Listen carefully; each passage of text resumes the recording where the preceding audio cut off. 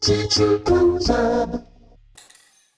Hello, I'm Mr. Kozub, and in this video I'm going to explain how to transfer files from a memory card onto your computer. So we're going to start by you're going to need your memory card, which looks something like this.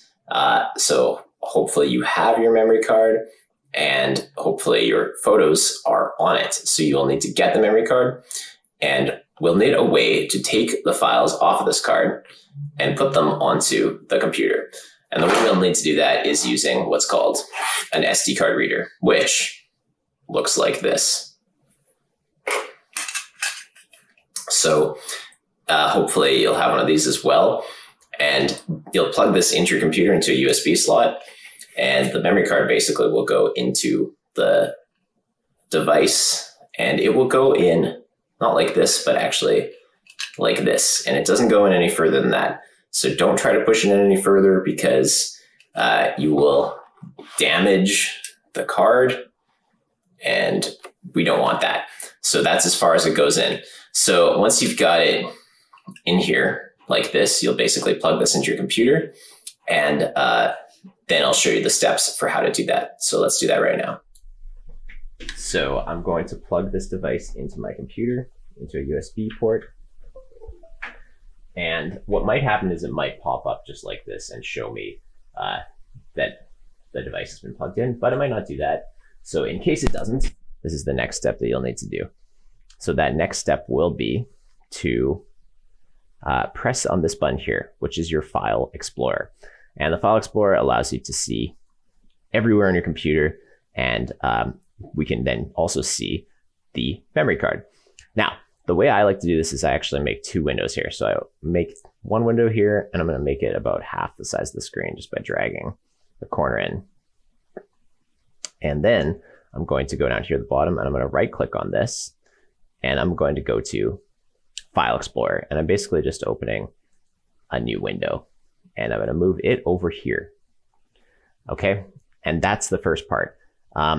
Now, what I'll do is on one side, I'm going to find the memory card, and the other side, I'm going to find the place I want to put the files from my memory card.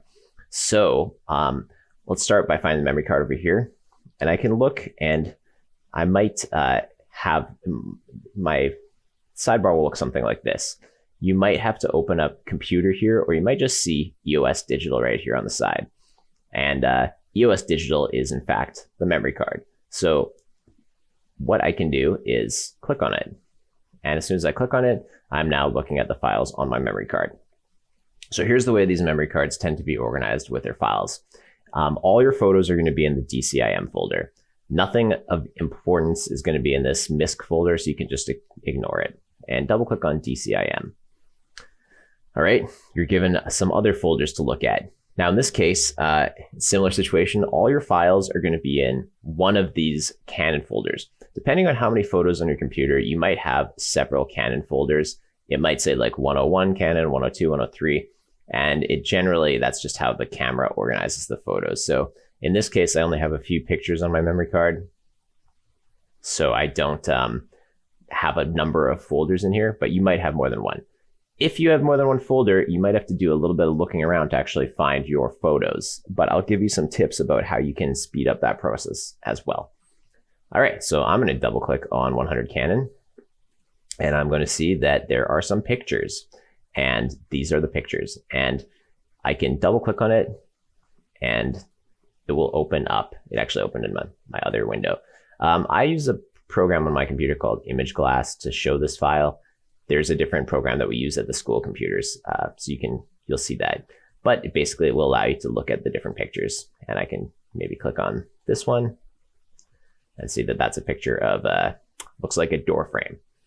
Okay, so we have a few different pictures. There's the floor. All right, so these are my photos here. Okay, there's some important information that you should be aware of as well. I'm using the list view here, or the details view. I can check that by clicking up at the top here from home to view, and I can see that I have details selected. You might have this view selected. It just doesn't have as much information about each photo. You might even have icons. Those can be useful when you're looking through pictures to change it to icons, because then you can see what's what. Details, however, is useful because it actually tells you a bit more information. It tells you the name, and you can see all the folders are numbered, or sorry, all the pictures are numbered. And it also tells you the date modified when this picture was taken, basically. This was 2020, March 17th, at 1:16 p.m. So this is pretty useful. So if you know you were using this camera on whatever date, you can go find that date in here, and it sorts it by date. And then you can basically identify which photos are yours. So that would be a useful tip. It also tells you the type of image, which will usually be a JPEG. And it tells you as well the size of the image, which is measured in kilobytes. All right. So say I have these photos and I want to transfer them to my computer. Well, great. How do I do that? Okay, so that's what this window is for. In this window, I'm going to go and look under computer, and I'm going to find my Video D drive. You hopefully have set up a folder in Video D, but if not, I'll show you how to do that. So go under here and go down to Video D. Notice that there's a videos folder as well. You don't want to go into videos, you want to go into Video D. Click on that. It'll take you to your Video D folder. What this is it's the hard drive that's physically on your computer. The reason we use Video D for this class and for storing images is because there's a lot of file space on that drive. So it's just easiest to use Video D. Okay, you can notice I'm in the icons view here. I could go up to view and change it to details if I would prefer to be in the details view. And you can see that I already have a folder called Mr. Kozub. If you don't have a folder for yourself, I would suggest you make a folder at this time. There's a few ways to make a folder, but one easy way is to just right click in this blank space, go new, folder, click on that, and then type in whatever your name is. I'm just going to delete that folder because I already have my folder right here. So I'm now going to go into my folder, Mr. Kozub. Okay. Now, staying organized, as I've mentioned, is really important. So what you're going to want to do is whatever these photos are, you're going to want to make a new name, a new folder in here to put those photos into. So in this case, probably those photos go into the photo hunt folder because I can tell they're from the photo hunt assignment. And there's nothing in here. So basically I can actually just drag those photos and put them right into photo hunt there. So there's a few ways to do that. The easiest way to just select all your images is if you have a small number, you can just click and drag over those images and it'll select them all.